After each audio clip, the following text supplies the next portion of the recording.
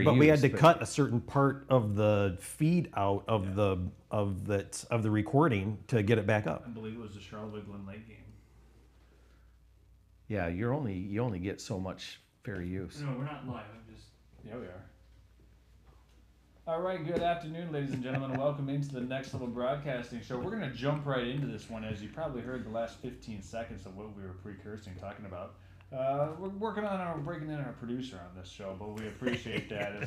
He's got a lot more experience behind the mic. You the man. Good. Shane is, coming along well. His knowledge is beyond his age. We're going to break him. Here on the Next Level Broadcasting Show, we are exactly 3 weeks out from kicking off high school football here in Northern Michigan. That's right. Today's August 7th, and on the 28th of August, 3 weeks, we're going to be having 4 games coming to you live over the networks of Next Level Broadcasting and on YouTube and on our website, Next Level Broadcasting Plus. We'll have 5 games that week, and we've got a lot of breaking news that we want to share with all of our viewers and subscribers and just people that like our content and tune in for our coverage of sports all fall long. Once again, I'll have Eric Huffman, Tom Clemetston, and our producer, Shane Smith, here joining us on the Next Level Broadcasting Show. And, well, one of the things that we want to talk about first as we kind of intro into the things that we're going to be discussing here. Today's podcast, we're talking about football, high school football, college football, the NFL football season about to get ready, and then the dark side of fantasy football. So you don't want to miss any of these interesting topics. And the first topic that we're going to be covering today is brought to you in part with our friends at the Traverse City Cherry Capital Airport. So we're going to fly right into this one, gentlemen. The Lions played in the Hall of Fame game last week. They played the Chargers, and they got utterly dismantled. Yeah. Tom, from a percentage of blame here, or not blame. Let's start with this. It's preseason. Come on, man. Preseason. I don't want to be over exaggerative for preseason football, but how much credence do you put in to a preseason football game, being that it was the Hall of Fame game, and the Lions actually had 4 preseason games because of that? Yeah, none. Yeah. Honestly, none. I mean, we kind of talked about last week. There's a couple of questions you have going in for week 1, week 2, maybe some degree week 3 preseason. And that is for the Lions, what's your offensive line going to look like with, a new captain on that line, right, calling the adjustments.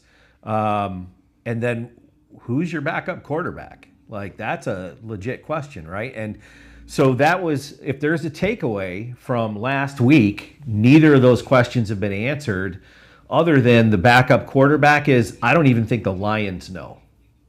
I don't. And so is it a question? But then again, The takeaway was that there are a lot of giveaways. Yeah. there were, and you didn't see Hendon Hooker until the second half, Yep. right? You're going to see him in the first half because preseason game number 2 is right on the doorstep, so he'll start. But yeah, if you're the Lions, you got to wonder, did Holmes do enough in the offseason?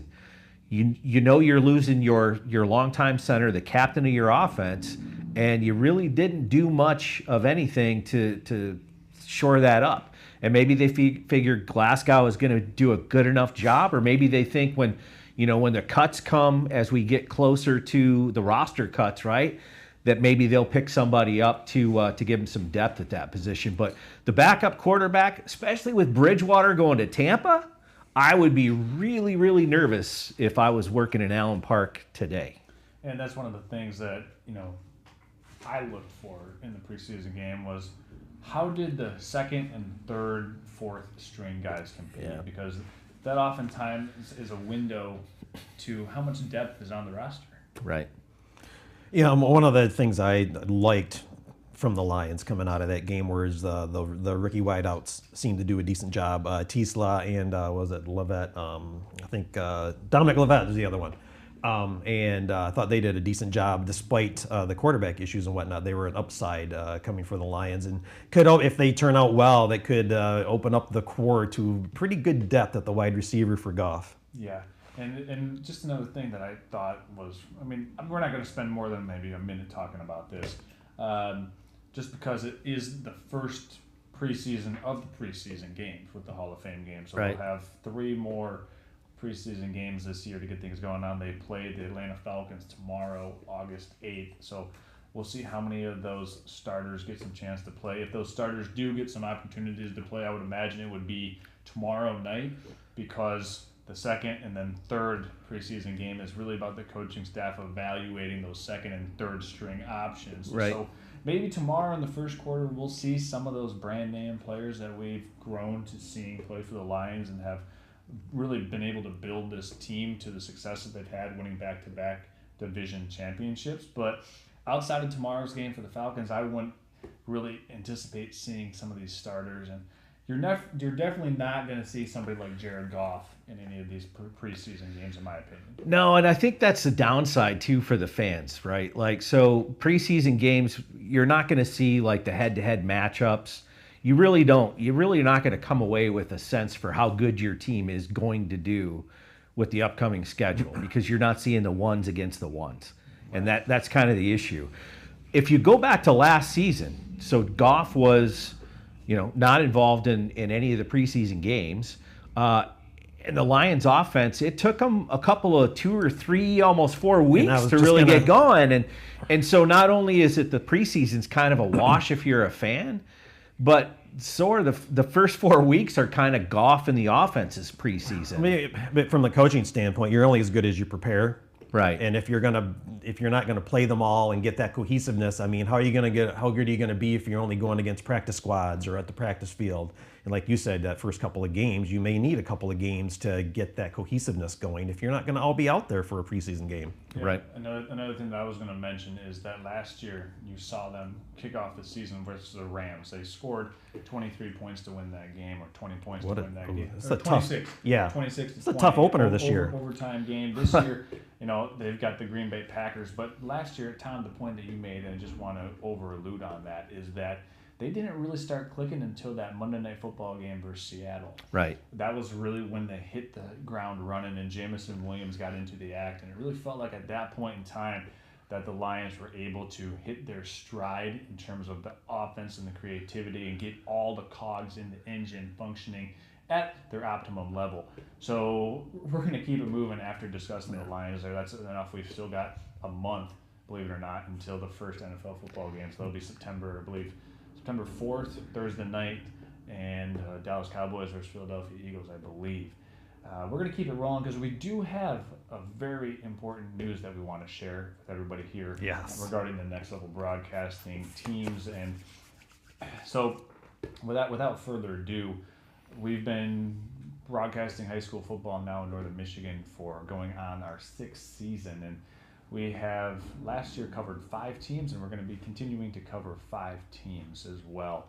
With that being the case, we've transitioned and moved a little bit of our human resources around. So this year, we're going to be welcoming East Jordan football to the Next Level Broadcasting umbrella and covering a full slate of games for East Jordan High School football. We want to welcome the Red Devils to Next Level Broadcasting's coverage area, and we're really excited to be jumping on board with East Jordan and adding them to our teams that we'd like to follow closely. So we'll have a whole football season for East Jordan streamed live on nextlevelbroadcasting.net. This is certainly something that's going to be really exciting, a team that's trying to make the playoffs for a 4th straight season, which in East Jordan football history is going to go down as one of the best 4-year stretches in time. And hopefully they can keep that tradition going as they've got a good group of kids continuing to go through the program. So I want to welcome in East Jordan football to the Next Level Broadcasting coverage map. And Eric, I know you were pretty excited when I kind of floated this by you and told you that this is what we were going to do. Oh yeah, and obviously I love East Jordan, and nice to have another part of the Lake Charlevoix district, part of Next Level Broadcasting too, to kind of centralize everything also.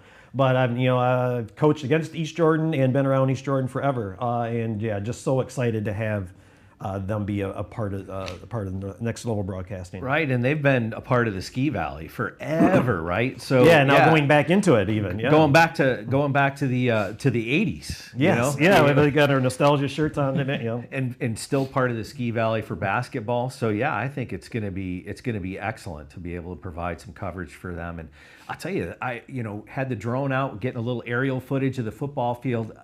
Beautiful facility. Yeah. Just the a stadium, yeah, beautiful one of the facility. better setback stadiums in Northern man, Michigan for love sure. it. You look at Boswell Field come mid-October 15th through the 30th of October, one of the greatest football settings in Northern You Michigan. get a You're gonna homecoming find. Saturday game there. Oh, It's beautiful. perfect setting. So that's one of the things we want to share that breaking news. We're really excited from the Next Level Broadcasting family to yours that East Jordan is going to be on the coverage schedule all season long. We're going to go ahead and take a quick intermission. We'll be back with some more of the Next Level Broadcasting show after this from Traverse City Cherry Capital Airport and Twin Bay Docks. We'll be back after this. Now's the time to fly from your Northern Michigan hometown Cherry Capital Airport. TVC. TVC Airport will get you to your dream destination anywhere in the world. Visit tvcairport.com now.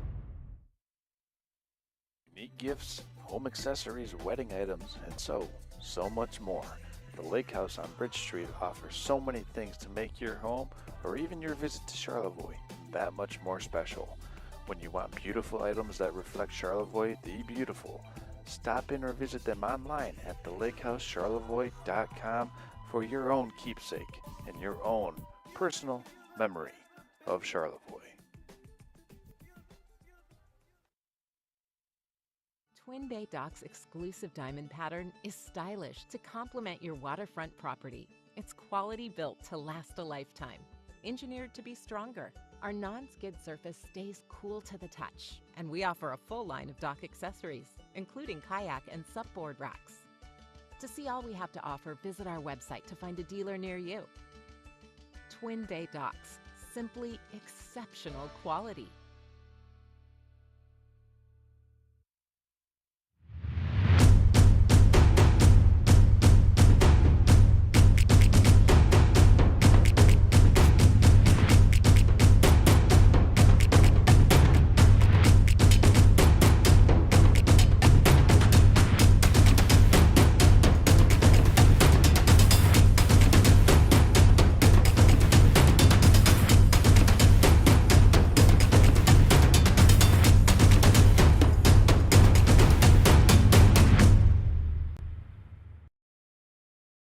Level down.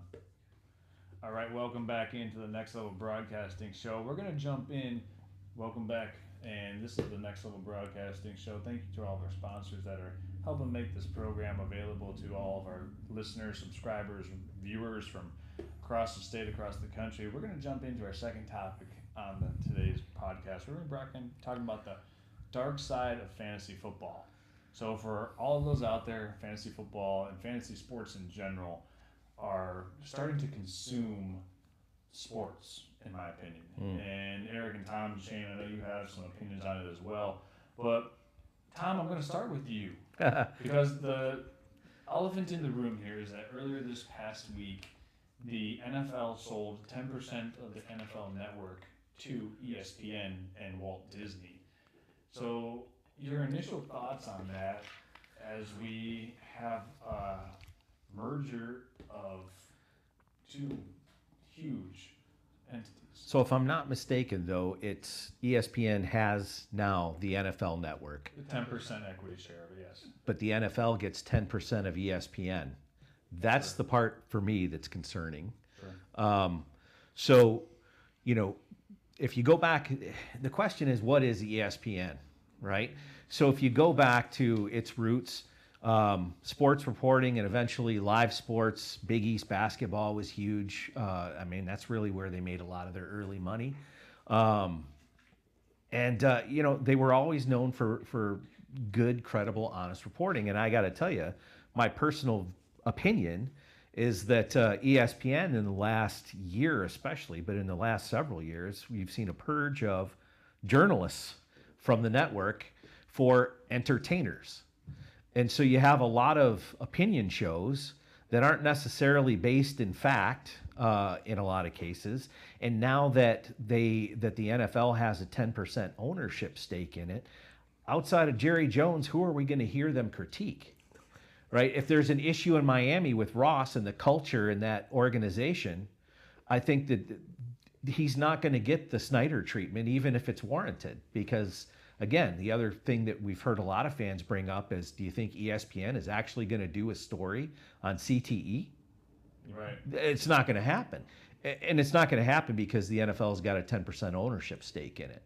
And the other thing, too, that I look at is when you've got the ownership issue, ESPN also runs its own sports book. And so what protections are in place to ensure that the integrity of the game is maintained in this situation? So it's a little unnerving. And then again, too, when you're looking at it from a fan perspective, the cost of following your team is insane. 7 streaming services and Sunday ticket. You're talking over $1,000 in the course of a football season just for pro football. And then at what point do we see Monday night games or playoff games go behind a pay-per-view wall? Just like we saw with boxing. Just like we saw with, with big UFC cards. Yeah. You might get some undercard. You might get, the wild card games. But when it comes to semifinals or quarterfinals, I don't know. It's getting to be a point where you're oversaturation with football throughout the year, but especially in season. And then, with the amount of money that you have to invest to follow it. And I think the problem is the long-term damage that it will do. When we grew up playing the game, we were looking at guys like, for us, it was probably Billy Sims, right? Yeah. For Charles, it was probably Calvin Johnson. There you go. Al Baker was up in Harbor Springs one time. Al Bubba Baker. Yeah. That was my brother's favorite player. Yeah. And so, because we had access to that, and it didn't cost you anything. You could watch the Lions every game, and I remember watching my uncle and my dad and everybody else complaining, what was Monty Clark thinking, and that kind of thing. But you had access to it. You could watch your heroes. And now it's really a pay-to-play kind of scheme, and I don't. Fantasy is a money generator, and I think I don't necessarily have an issue with fantasy sports as part of it, but like I did some fantasy football early on, but you set your roster up on Saturday night, and they play the slate of games on Sunday, and you might have some implications on a Monday night game.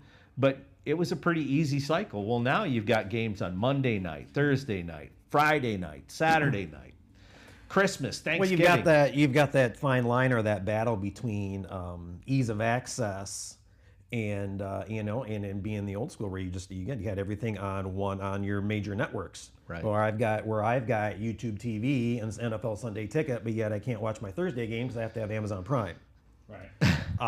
So then it's like, okay, how many subscriptions do I want, or how many games do I want to make sure that I can watch? And how big of a football fan am I, and how much do I want to spend now going forward? And now you have Netflix games. Netflix now Yep. getting into the play, if you will. Like, you got Netflix, Amazon Prime. Pretty soon, like, are we actually going to be able to watch football on cable TV? Well, in your fantasy, I mean, it's a daily thing. Almost no matter what sport is. Now we talked about like I do baseball fantasy. It's literally every single day I got to look at a lineup for 25 weeks, and now it's becoming that same thing with football. So I'll go back a couple of years because it's not just pro football; it's college football, and that's a real travesty because, that's a sport where used to be, and this is NIL and a whole lot of other factors. Before it was as money focused and revenue focused as it is today, it was a simple thing to watch a game, right? And now you go back a couple of years, it was the first time I'd really had to deal with, I need a subscription to another streaming service so I can watch ECU in Michigan. Well, we grew up where there was either an antenna that we had to turn, turn the dial, have the antenna turn above the house, or it was a hardline cable coming into the house. It isn't today where I can go out in the field and watch an NFL game. Or it's you or me at our prospective homes holding on to the rabbit ear Holding the bunny antennas. ears. Yeah. Now you can watch it basically anywhere. Yeah. So I mean, there's that battle or fine line between the ease of access and what actually is going to happen with the fantasy. And let me ask you this: do you think fantasy football is becoming sports betting light? Do you think that the sports betting is now merging with fantasy football. Is it all becoming one entity? Where you were talking about that earlier. I'll set my lineups, and then I have both apps on my phone, and I'll see which bets I think are going to pay off that day and hit a prop bet. I mean, it's honestly has become part of it. Yeah. That and the problem there is with in-game betting, you never actually sit down and enjoy the game the way we used to. No, maybe but sit now down and enjoy the game. easy thing is where I've got kids that actually do it too. One of my sons, they actually go and make up their own bets instead of going and see so and so's picks of the day. Yeah. They'll go in and set up their own prop bets to see if there's an easier way to win, or to get your winnings up there. Yeah. Build your own prop bet. I really feel like it was kind of, you take fantasy football sort of was the segue into online sports betting. Yeah, to be honest with you.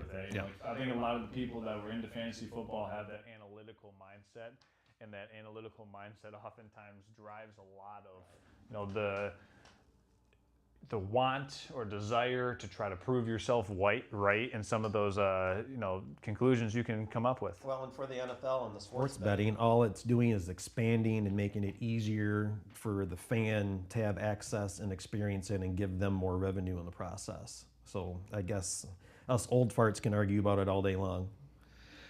I think at the end of the day, the league, the networks, they're going to do what they want to do with regards to revenue, and that's the focus, and not just not just the professional leagues, but the other professional league that we used to know as college football. Well, and as the technology advances, your experience and your immersiveness possibly into it advances in the future too. So it's like we're Mr. and Mr. Analog here, trying to pull the digital back a little bit. Well, what's really interesting about that too is the revenue generation from fantasy sports and from sports betting really has led to enhancements in digital television. Yeah.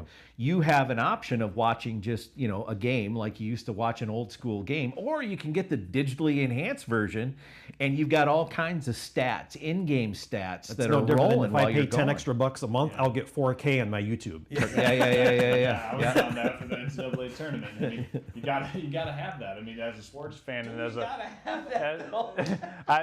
But here's the thing. I was paying an extra $10 on YouTube TV for 4K, but the amount of programming that's in 4K right now isn't that much. But next level broadcasting, you can watch in 1080p 60. So there's a little self-plug there.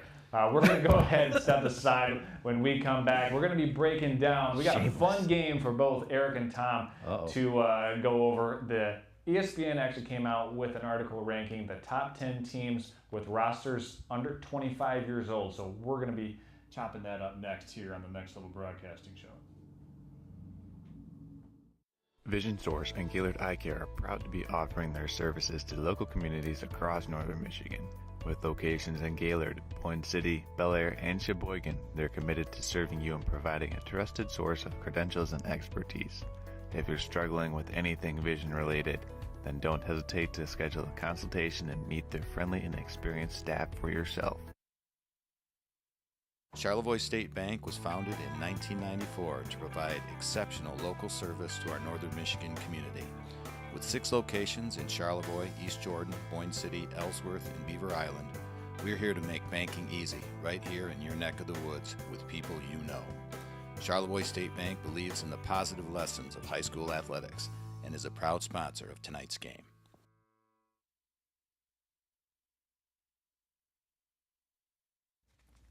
All right, so welcome back to the Next Level Broadcasting Show. We got a really cool segment that we're going to be introducing this one. This is a top 10 segment of a recent list that ESPN published, and what this list is about is the top 10 NFL teams with rosters and particular skilled players under the age of 25 years old. So there's some background information that I'm going to share with both you, Eric, and Tom, and both Eric and Tom and Shane and I are going to have to omit ourselves from this discussion because we've already seen the list, but for Eric and Tom, they haven't seen this at all, so they're not privy to this information. But some of the precursors here are the position tiers are weighted. So if you've got a quarterback under 25, that's more valuable than a running back under 25. I'll just give you a layup. So a quarterback like C.J. Stroud is going to be more valuable to a franchise. He's already on my list. Yeah, Yeah. same. So- Houston. yeah. Hello. Whose So- list is this? Yeah.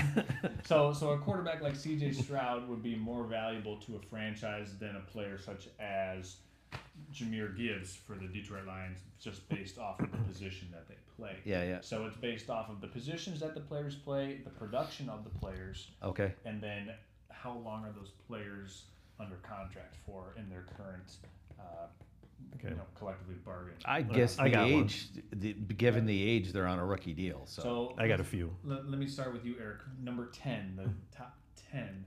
See if you can I'll crack just go with the top first one I can think of, Chicago. that's a really good pick. Chicago, you got Caleb Williams, you got some young receivers and whatnot. So there are five. There's And a if you good look at core his there. production too, like Caleb Yeah. Williams, despite being a weirdo, Yep. I mean, he had a really good rookie year last year. Absolutely. And now you add in Ben Johnson. Oh, you man. add in Colston Loveland, the kid out of Michigan. Yeah, and yeah, that yeah. Offense certainly can be threatening to a lot of teams, but the question is, do they play in the hardest division in football? And Nah. you can make the case that it is or isn't. I think it really depends on what happens with Minnesota. So let's see if we can get another guess. Tom, go ahead. Well, you took the one that I wanted. That was Houston with C.J. Stroud, Nico Collins. That's a young group. Yep. You had some injuries, key injuries, in the trenches that really kind of sunk the ship, so to speak. That would have been my top pick. Well, that was the top pick. Shane just put it up on the board there. You, Oh, wow. you got the top pick. The Houston Texans are number one on the list because of the combination Nice. of Stroud and also how the list weights edge rusher. So with someone like Will Anderson and then also corner with Derek Stingley. So the three pieces there between Stingley, Anderson, and Stroud. Yeah, that was kind of a gimme though, because you threw that out there. The other one I would say is probably Washington, the Commanders. So Shane, Washington Be a good one. Commanders, another one I on the thought of list. that one too, yeah. So Shane, we might have to slow this down a little bit. These guys are cranking through your list like they're running a 1 mile sprint. Well, I'm not particularly surprised by it. Doesn't sound like my mic's coming in. We can do a There it is. 4-minute mile. Come on. Yeah, I'm not particularly surprised by it. These guys know football like they know the back of their hand. We need the little Mike Valeni, Enrico show bell each time they get the right answer. The ding. Hey, maybe we can But work they've been on doing that. well so far. I mean, they're 3 for 3. 7 chances left here. I'm curious to see what they can come up with. Let's make it a little bit more challenging and see if they can get this in ascending order. So you've got 3 of the top 5. Let's start with number 10. Who do you Seattle. think is number 10? Seattle. Seattle is actually number 2. So the Seattle Seahawks. Okay, so you see the top 5 here. Let me ask you this. 4 of the top 5. 4 of the top 5. Number 4 still remains on the board here. Let me ask you, the Lions inside or outside of the top 5 with a roster structured of under 25 consisting of Jahmyr Gibbs, Penei Sewell, Jamison Williams, Inside. Brian Branch, and Kirby Joseph. Just Inside. To name a few. Inside the 10. I think they're outside the 10. You look at, Aiden Hutchinson, the edge rusher, which is a valuable position, was on a roll, but he missed half the season. Right. So if you're looking at last year's stats as opposed to what you project, last year's stats, they were great, but I don't know if it's enough for top 5. And- Well, it's not top 5, but they are projecting, and Eric was right, they are in the top 10. Come in at number 6. Yeah. Nice. I think if I was looking at number 4, man, that's a tough one. Number four, San Francisco. Brock Purdy under 25 or no? They are outside of the top 10. Okay. All right. Green Bay.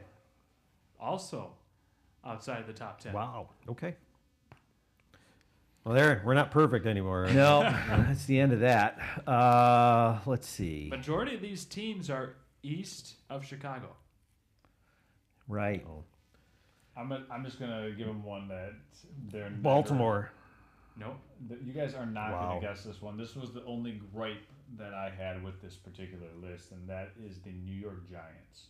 What? So Shane put that one up on the board at number 4. The New York Giants cracked the top 5 because of Kayvon Thibodeau, Tom's look says it all. Jackson Dart, and then Oh, wow. the recent draft pick Okay. they took out of Penn State. All right. But yeah, Yeah. Tom, we had a nice little cameo shot of that expression. What are you thinking there? You're talking about one of the worst teams in the NFL outside of any team that Rodgers plays for. The Giants just. Is Miami in there? They are not. No, Lawrence hasn't shown anything in a while. Well, I don't. Yeah, I mean, Tua? Tua? Oh, Tua, yeah. Lawrence. Wrong Florida team. I was going to say, Jacksonville. now I there paused for a is- second to see if he could figure it out. That will lead into, so Tom accidentally said Trevor Lawrence. The Jaguars do make the top 10. No, Really? Yeah, they fall number 8. They should fall. They should Fall just keep into the falling. line, not fall. Yeah. I had Fred Taylor back in the day on my fantasy team. Nice. Did really well for me. No, I think Philadelphia's got to be in there. I mean, you're talking about a Wish team they'd that- still had Burrell at quarterback. They're a pretty young team, especially when you look at defensive edge, which is a big productive position. They had arguably the number 1 or number 2 edge rusher out of the draft 2 years ago. And then they drafted 2 corners last year who were both studs. You guys are Mitchell making a and good Cooper case. DeJean. But Yep. they're not in the top 10. They're not in the top No. 10. Wow. I mean, that's the fact that Philadelphia doesn't come in on this list is, I think. Well, a so little- if we're just, I guess we got to kind of change tacks a little bit. I mean, if the Giants are in the top 5, then Carolina's in there somewhere. They are not in the Okay. top 10. But you said they're all in the East, huh? Yeah. This is not easy. So All except 2. Well, 3 are east of Chicago. And So you've we- gotten 2 of the 3. okay. So Shane, I'm gonna go out on a limb and say the Arizona Cardinals. No. Okay. Has New England gotten younger? Yeah. Yeah, a lot younger. Actually, that's a Lot. good point. A lot younger. Again, I think the challenge is we're thinking about their record, how Yeah, they performed the exactly. last couple of years, and I mean, Well, I'll give this one to you So guys. what's number 7? New England has gotten so young that they're number 7. Okay, there we go. okay, Okay. You're up, Tom. One man. one kind of East Coast-ish team and then one West Coast team left here. I think I got a pretty good idea on it, but I read the list for about 4 or 5 minutes and just kind of perused over it. But I think you got to think a team that just played in the Hall of Fame game. The Chargers. Yeah. Yeah, no, that's a good point. Again, I think part of the issue too is you're looking at the quarterback because that's your big money maker, and obviously he doesn't fit the age profile out there. But they do have a really young team, and they have drafted pretty well, and you've got some good coaching too. So Yeah, I mean, you look at the draft pick they had in Joe Alt, and just being able to bring him in, and we're gonna go ahead and step aside for a little brief moment. Shane, before we go, the last team as we're up against it on this segment is the Tennessee Titans. Okay. Yeah. come on, Mailman. The Tennessee Titans right there after, they drafted Cam Ward, and I think that's the reason why that they're valued so high here Yeah. under, at the number 9 spot of this list. So we're going to be back after this commercial break and come back with some more of the Next Level Broadcasting Show. Unique gifts, home accessories, wedding items, and so much more. The Lake House on Bridge Street offers so many things to make your home or even your visit to Charlevoix that much more special. When you want beautiful items that reflect Charlevoix the beautiful, stop in or visit them online at thelakehousecharlevoix.com for your own keepsake and your own personal memory of Charlevoix. Vision Source and Gaylord Eye Care are proud to be offering their services to local communities across northern Michigan. With locations in Gaylord, Boyne City, Bel Air, and Sheboygan, they're committed to serving you and providing a trusted source of credentials and expertise. If you're struggling with anything vision related, then don't hesitate to schedule a consultation and meet their friendly and experienced staff for yourself. Now's the time to fly from your northern Michigan hometown Cherry Capital Airport, TVC. TVC Airport will get you to your dream destination anywhere in the world. Visit tvcairport.com now. All right, welcome back into the Next Level Broadcasting Show, everybody. We've talked about fantasy football. We've talked about some breaking news in the sports world. But we're going to break down what you're actually tuning in for, and that's our coverage of high school football here in northern Michigan. So we'll be with 5 schools this year. So we'll be with Elk Rapids, Gaylord St. Mary, Traverse City St. Francis, East Jordan, and Charlevoix. So we're going to break down the schedules for each of these 2 schools, talk about where we think the season might pivot in terms of what are those most important games for each one of these schools to win or to have a good showing of strength and credence in those particular games. We're going to start with Eric Huffman in the Elk Rapids Elks. The Elks have a good amount of kids coming up that have showed their talent.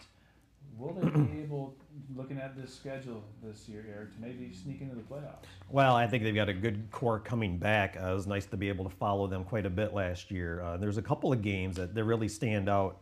Obviously, the first game of the year on the 28th at Kalkaska that I'll be at. Obviously, looking forward to see what the teams look like for the first game of the year. So it'll be fun to get down there. And then they got to turn right around and get one of the traditional powers up here in Boyne City at Boyne City.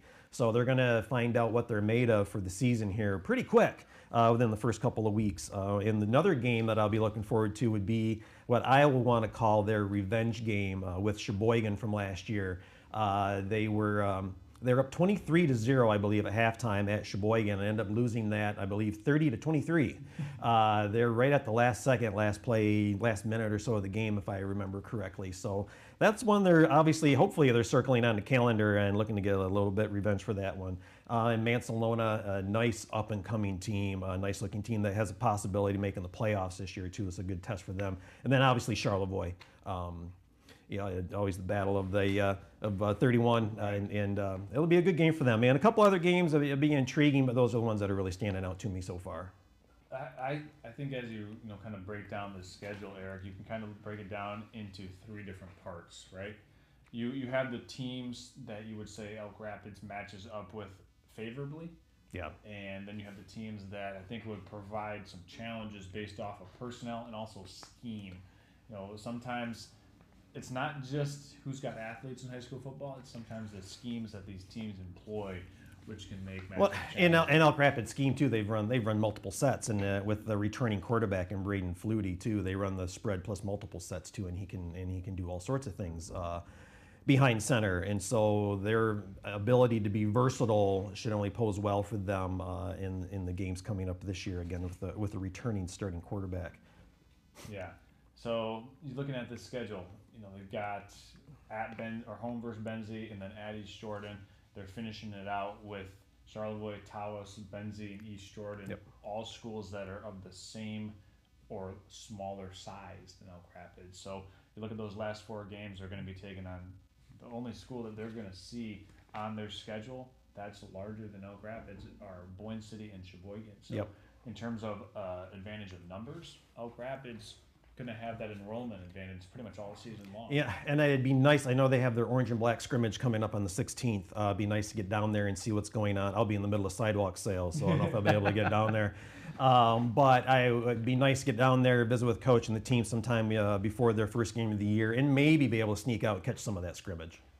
It'll certainly be one to watch for the Elks in the orange and black all season long, as you see the schedule right there next to my left shoulder. And if you look at it, you see at Kalkaska, at Boyne City, at Oscoda. That's a daunting first three games. So the Elks are going to have to take their show on the road if they want to be able to have a good record coming out of September. I mean, looking at those schedules, and it's like, man, where's a break? Because typically high school teams, you want to get that first home game in. You want to get your feet underneath you. You want your home crowd to see you play. But the home crowd for Elk Rapids, you won't see them play until week 4 when they take on Sheboygan. That game is all the way out to September 19th before the home fans will be able to see Elk Rapids play. Yeah, and obviously they'll be looking for more of an upside this year, finishing 3-6 last year, and losing some close games. Although having a couple of nice ones, I think they had a shutout win against Harbor Springs and a blowout win. Where was that? Against Tawas last year. Yeah, it was like 40-48 or something like that. So perfectly capable of having some good games, and with a good returning core, it should be a decent season. So with that being the case, we're going to put a pin in Elk Rapids here, and we're going to move along. Tom was able to catch up with Gaylord St. Mary and being a resident Ski Valley-ian himself. He was able to kind of break down what he anticipates to see for the St. Mary Snowbirds this year. Tom, looking at the schedule, the Snowbirds, you could say, have a lighter schedule than what we anticipate or what we usually see them play, but a lot of it is just because of the strength of the conference. So due to the teams that they're playing, due to the strength of those other schools in the conference right now, Inland Lakes is the 3-time conference champion of the Ski Valley right now. So if you want to win the title, you've got to dethrone the king. And well, you can't take anybody lightly either on the way there. If you're looking at, week one, you've got Rudyard, which is an Eastern UP team. We were talking about that before the show. They raise those kids on hay and oats up there in the UP, right? They're usually pretty big size on the lines and tough, man. UP power is not just a phrase you hear chanted in the stands. It's a real thing, and Rudyard is going to come down here to play tough. Gaylord had their way with them last year, but they're not going to roll over. So that'll be a good test for Gaylord St. Mary right off the rip. Bel Air lost a lot of guys, but again, the question there is, are they able to retool? And they could potentially be a challenge for them. You've got last year you had Ishpeming cause some problems for St. Mary. This year you're out of area ball games toward the end of the season. Breckenridge and Holton, neither of those are really concerning. I mean, if you look at last season's record, so I feel like the challenge there is not to sort of get into a trap mindset, because your last game is in the Lakes, and they have been your nemesis if you're Gaylord St. Mary for the last couple of years. St. Mary has fielded some great teams. You look at their record, second, third. Since they've gone to the 8-player format, they've been right there, but Inland Lakes has kind of been in the way. And they've all lost key players. So for Gaylord St. Mary, it really, we talked about O'Connell, sophomore quarterback. And as important as he is, I'm reminded that, those key guys up front are really important. A great article in the Petoskey News Review talked about, the difference makers: Logan Grenier, Charlie Cameron, David Wall, Jackson Vernier. Those are the folks that are going to be making the holes and protecting O'Connell and giving him some space to perform. To date us real quick, I coached Greenier's dad. Oh, man. So I think, as long as they handle their business and, again, don't get into a trap mindset going into Inland Lakes. And again, Inland Lakes has got some players. Fenstermaker's gone.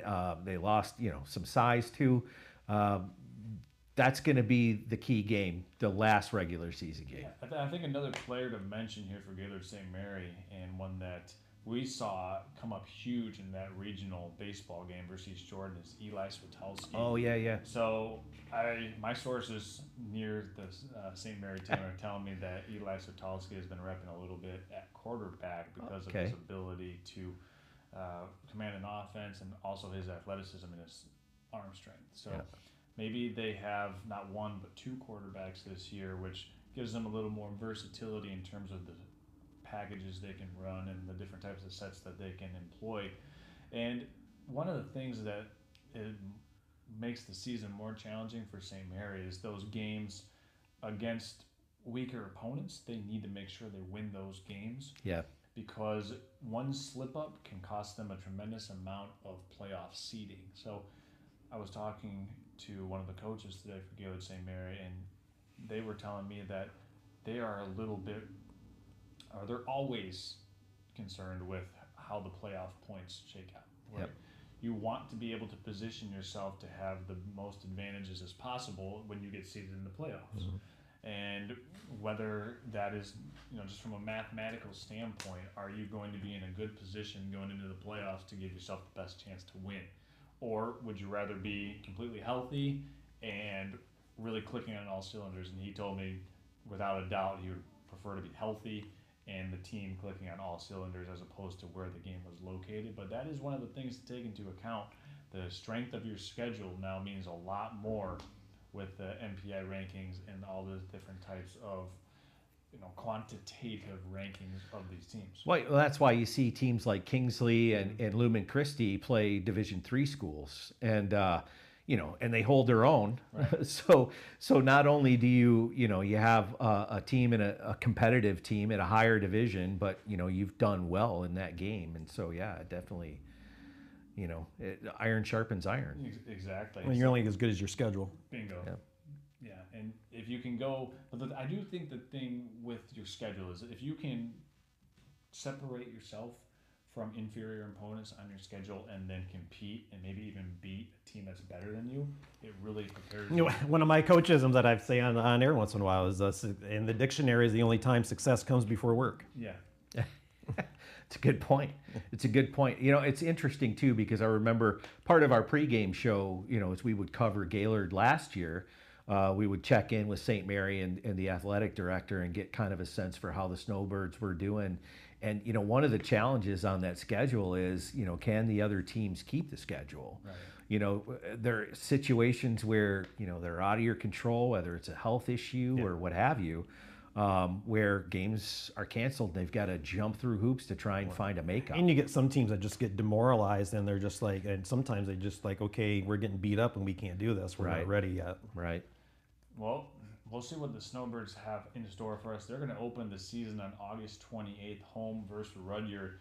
That'll be a knockdown, drag 'em out game as it was last year. Shane, we're going to jump to you because you have a cool little segue here because you called that Gaylord St. Mary and Rudyard game last year. But we'll let you kind of break down what you might anticipate to see in that one, as well as segueing into your topic of the Charlotte Raider team this year. Oh, shoot. Let's see. Is that going to... Hold on. There we go. There we are. I was trying to get... this is the first time I've tried this look, so I was trying to get that taken away. But, so Rudyard is going to be quite the defensive battle for Gaylord St. Mary. As Charles said, I was up there. Took one of our newest recruits, Owen Clearwater is his name, from downstate. He might be helping us out sporadically through this season. That was his first game ever for Next Level Broadcasting, was going to a small little town in the UP to do that, and a lot of fun that was. But it was a defensive battle for most of the entire thing. Now, St. Mary did come out on top of that, but just as Tom was mentioning earlier, those UP kids really know how to lay it to you. And it was a very, very hard-fought battle throughout. I mean, there was, I think, no more than 2 touchdowns scored throughout the entire game. I believe it might have even been only a 7-0 score, 8-0 score. Something awfully low like that. So be looking forward to that as Rudyard goes down to St. Mary. If you're a defensive lover when it comes to football, that's going to be a game for you.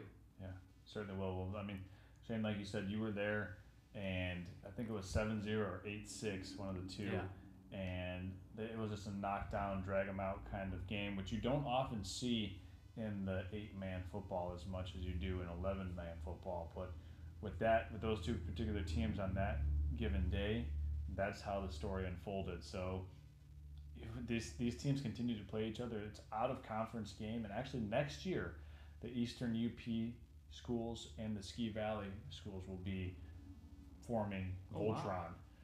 Wow. Hey, how about that for a throwback? Hey, wow! I'll take that one right there. Hey, I need some Douglas on that. I mean, I pulled that one from way back.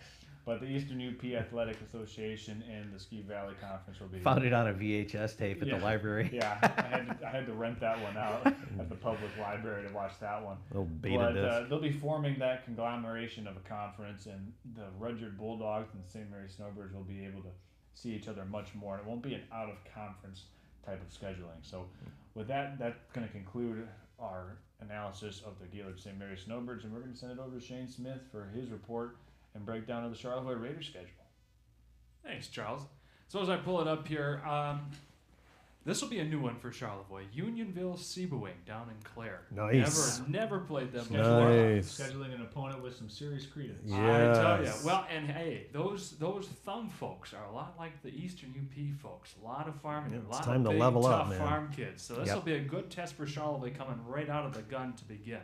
And then we play home against Sheboygan. Again, a school that's a little bit bigger than us. But Eric, you had some experience with them last year. And Yeah, what, Sheboygan? Yeah. Yeah, I think I ended up doing like 2 or 3 games with them last Right. year, yeah. so that'll be an interesting matchup to see how Charlevoix does with them at their home. And then Tawas City, Charlevoix's going all the way back down there. I was a part of that game a couple of years ago. It was a windy, blustery day. So much so that there was very limited passing game, so I don't think we'll have that this time around earlier on in the season. But it'll be an interesting test to see how Tawas can do. Charlevoix's taken care of business with them the last couple of years pretty easily. But as time goes on, those kids, it was a young team when I was there 2 years ago, so a lot of those kids are going to be seniors now, so they may prove to be a little bit more of a challenge. And then again, Oscoda, another team that Charlevoix's been able to take care of fairly well, but you never know. It's any given year. They might be able to provide more of a test, but Charlevoix will have the home field advantage for that one. I'll be traveling back down the road to Benzie. They're always kind of a fun group. Eric and I have done a lot of their games the last couple of years. Well, Yeah. Charles, I think you might have done one as well. Very, very wonderful people down there. The hospitality is great, so we're excited to go down there yet again. And hopefully we'll have a great game there. Then Elk Rapids, Eric and I are going to be on a combined broadcast for that one. That'll be great. Anytime there's a combined broadcast, that means double the fun, That's double right. the enhancement of the show too. So yeah, that'll be one to tune into. And I believe that might be homecoming night for Elk Nice. Rapids. We'll have to check into that. Elk I believe that's Rapids, what a homecoming. great Elk Rapids, what a great facility. They do a great Yeah. job down there. And their basketball facility. If you haven't seen that yet, we're excited to bring you some basketball games later on this year as well. Absolute phenomenal job that they did with all that there. So that'll be fun going down to Elk Rapids. Then Charlevoix the following week will have their homecoming game home against Mansalona, and as you guys have talked that's about, a they're big kind of a dark horse these last couple of years. That's going to be one of these games. Yeah, a lot of kids growing up in Yeah. the ranks there, and Charlevoix, they lost a good number of their senior I was starters. just going to from ask last about year. senior So- leadership. yeah. Being lost. So Yeah. we'll have one gentleman especially holding down the line, Sawyer Blazik. You'll have Ian Moran back as the senior quarterback. So there'll be some talent there returning from last year, but you lost a good couple of guys, Warchall, Logan Watkins there, the speed runner. So we'll have to see how they can compete there. Ryan in Pearl. Mansalona. Yeah, Ryan Pearl, Pearl, that's right. Great Interior. senior leader. Yeah, and at the 7-on-7 that Charlotte did, they were actually repping Colin Jess at quarterback and allowing Were Ian they? Moran to play Okay. more of a slot role. Some of the role that you saw Logan Watkins play. Nice. Previous years, you saw Patrick Sterrett playing in that type of position. So look for Charlevoix to try to get Ian Moran the ball in space early and often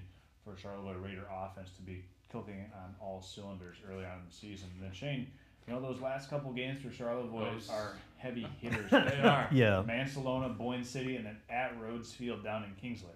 Yeah, well, Boyne City is going to be kind of that retribution game. Eric, I believe I think it was you mentioned that last year. Yeah, with the Elk Rapids game, how they lost that one right at the last minute. Charlevoix began in the lead for the first about quarter and a half there against Boyne City. Then, unfortunately, our senior quarterback last year, Brady Just, got hurt.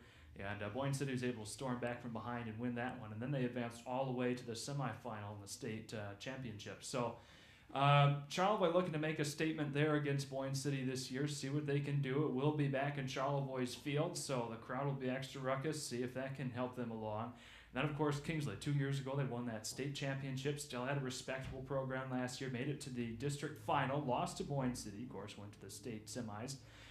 So a good, respectable program there. So Charlevoix, yeah, they've got a little bit easier first 2/3 of the schedule. We'll see, but that's kind of the look right now. And then the last third will really be kind of sharpening the axe edge to get into the postseason. And Kingsley's one of those teams I'm pretty familiar with too. Gaylord has had them on their schedule the last 2 years.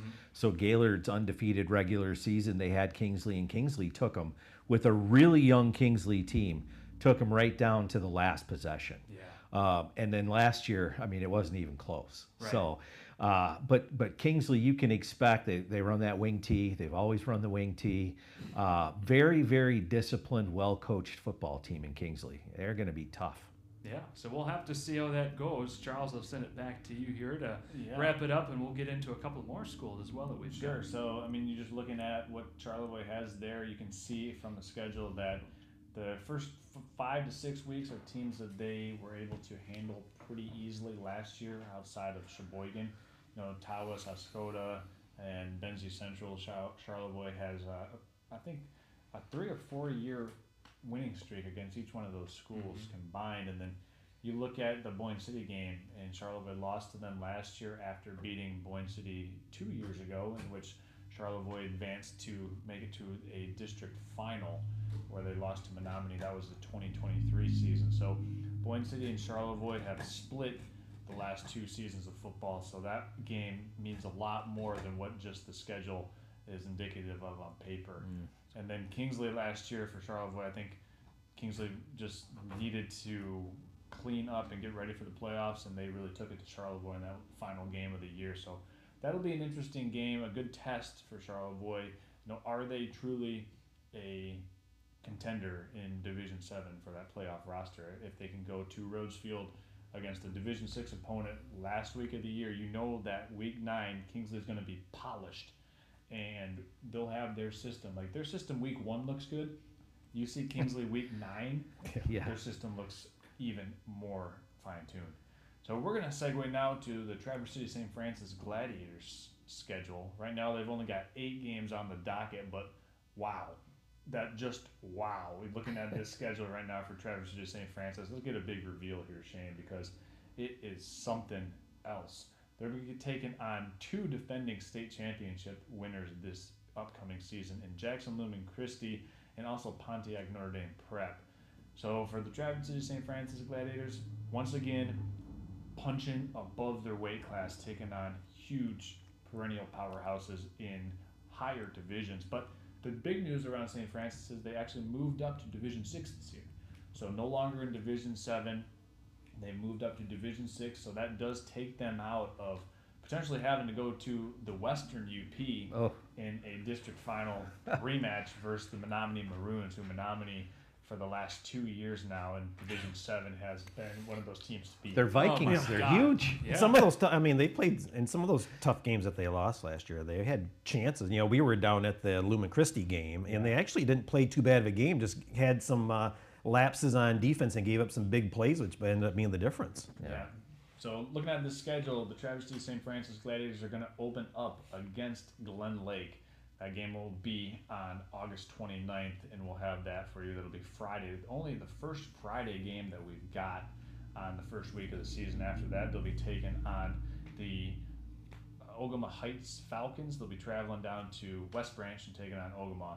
That's a game that they did not play last year, but they played 2 years ago, and Ogama Heights beat them up pretty good. I believe the final was like 40-14 or something. So that's a game that the Gladiators have circled for potential revenge to try to get a win back against Ogama Heights. After that, they'll be looking to take on Benzie Central, and then after Benzie, so you've got that county or county line rivalry between Grand Traverse County and Benzie County. Those schools are really only separated by about 20 miles. So Benzie, Traverse City St. Francis, and Traverse City St. Francis versus Kingsley. So which kind of segues right into that, because after that, St. Francis goes to Kingsley, takes on the Kingsley Stags, and St. Francis put a number and a whooping on Kingsley last year. So you got to imagine that Kingsley's licking their chops, kind of waiting for that game. They definitely got to have it circled on their schedule, because that's one that Kingsley's going to want bad. As well as they played against Kingsley last year, a lot of us expected to see St. Francis at Ford Field at the end. Just the way that they handled themselves against a really good football Just team. had too many injuries last year. Yeah. We saw it in some of the games. When they were missing Biggers out of the backfield, missing him in the backfield was huge last year. And as you see on the screen, looking at those last 3 games, you're looking at Boyne City, Pontiac Notre Dame Prep, and then Jackson Lumen Christi.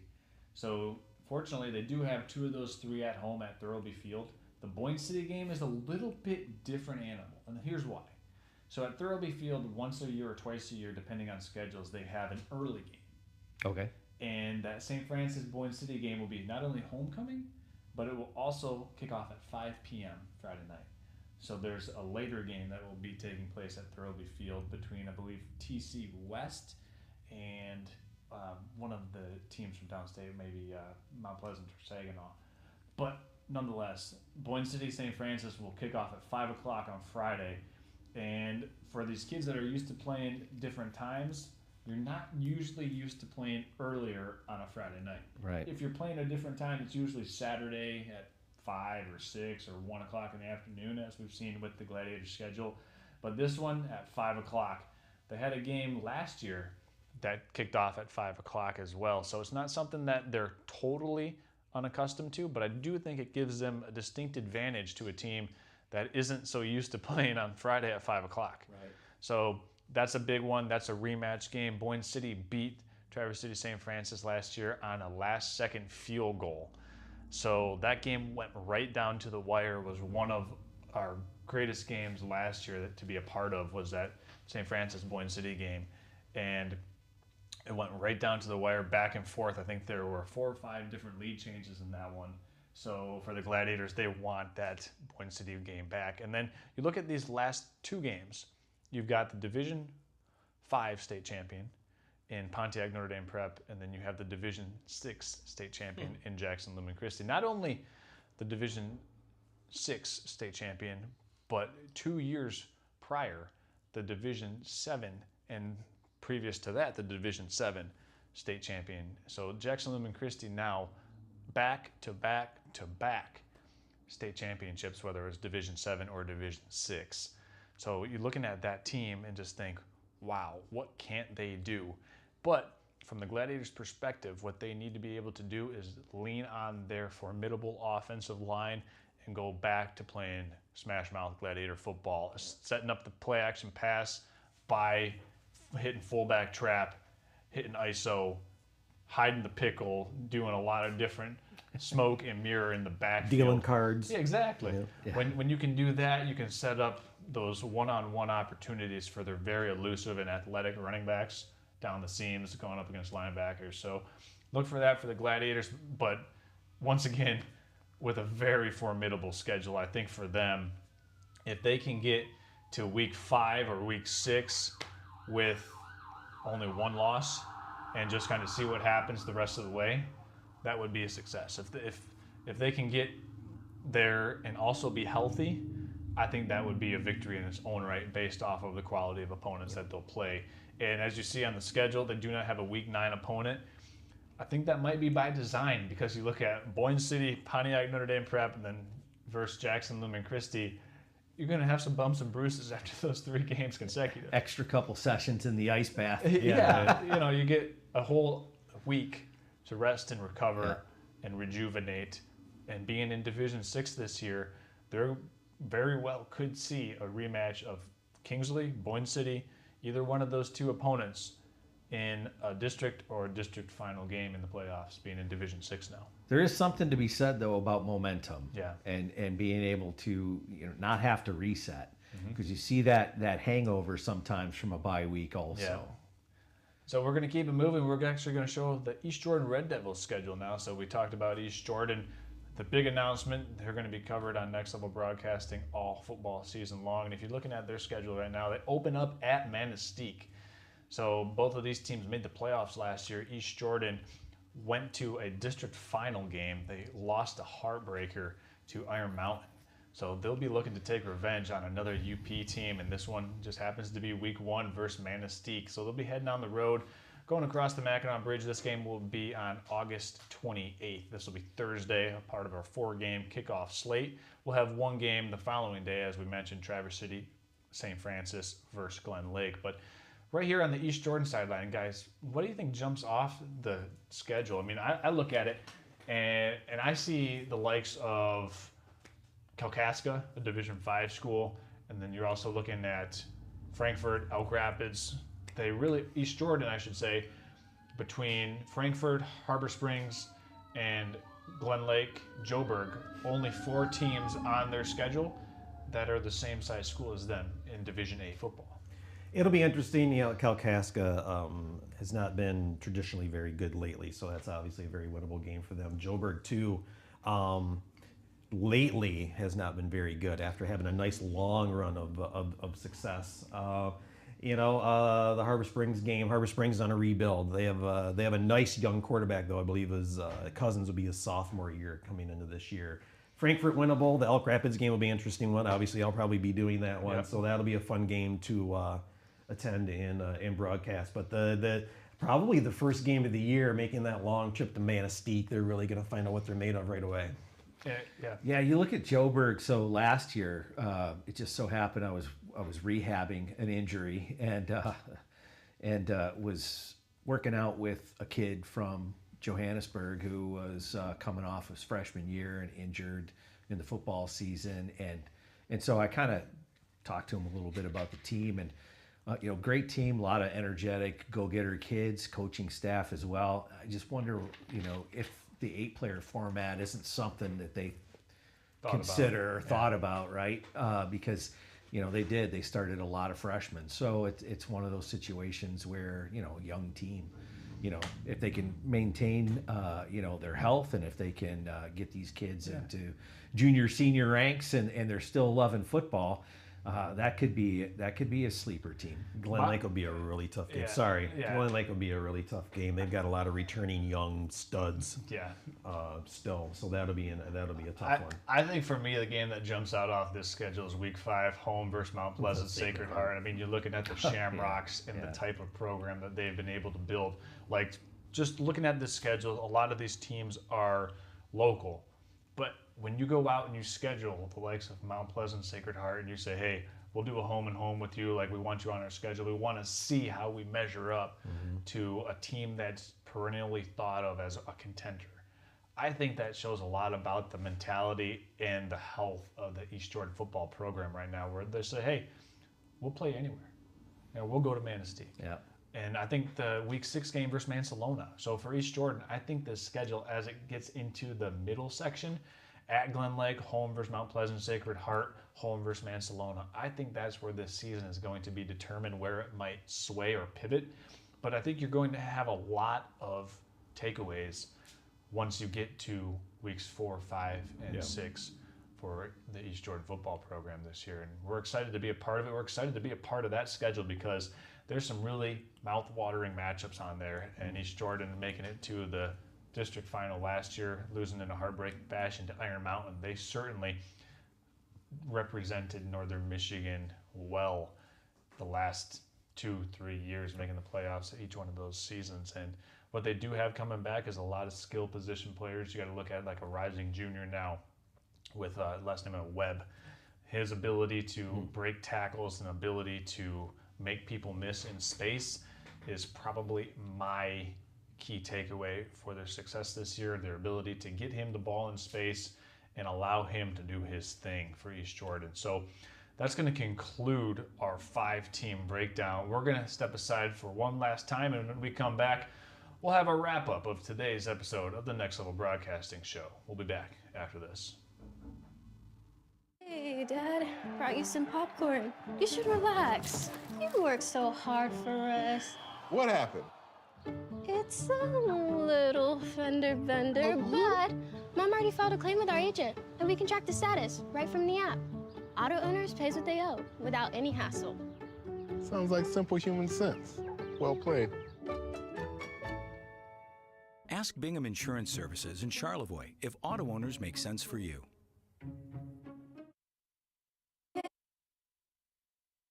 Hey, Dad, brought you some popcorn. You should relax. You worked so hard for us. What happened? It's a little fender bender, but Mom already filed a claim with our agent, and we can track the status right from the app. Auto owners pays what they owe without any hassle.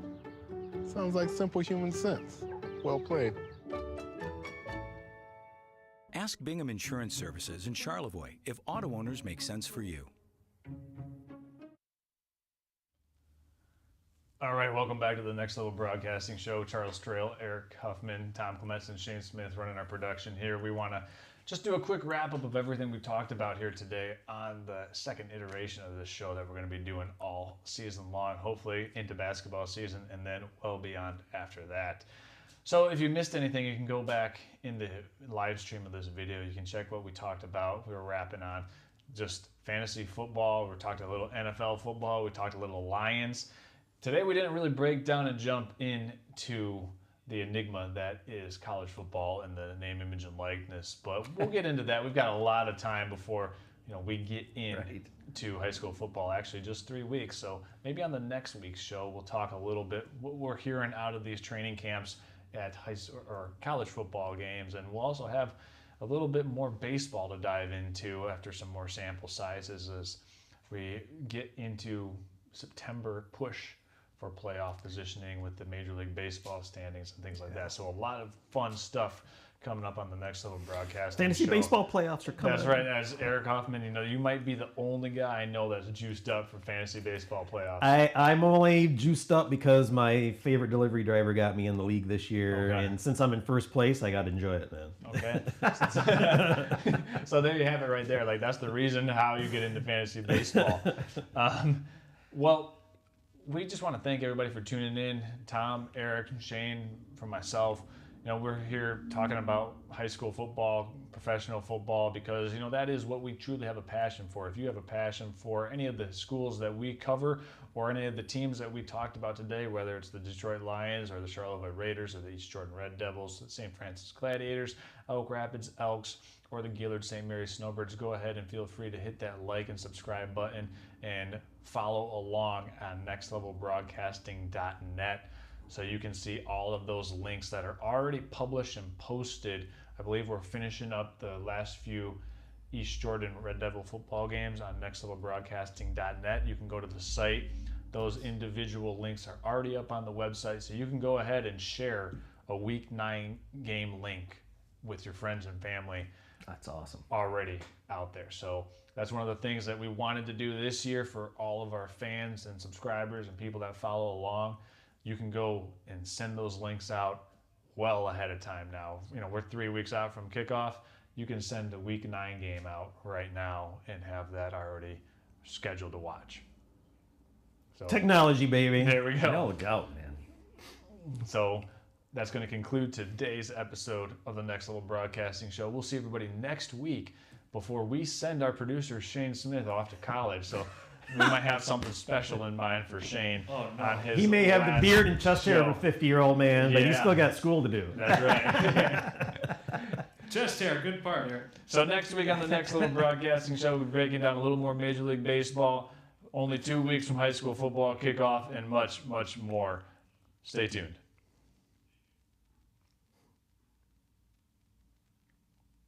We had a comment. Oh, that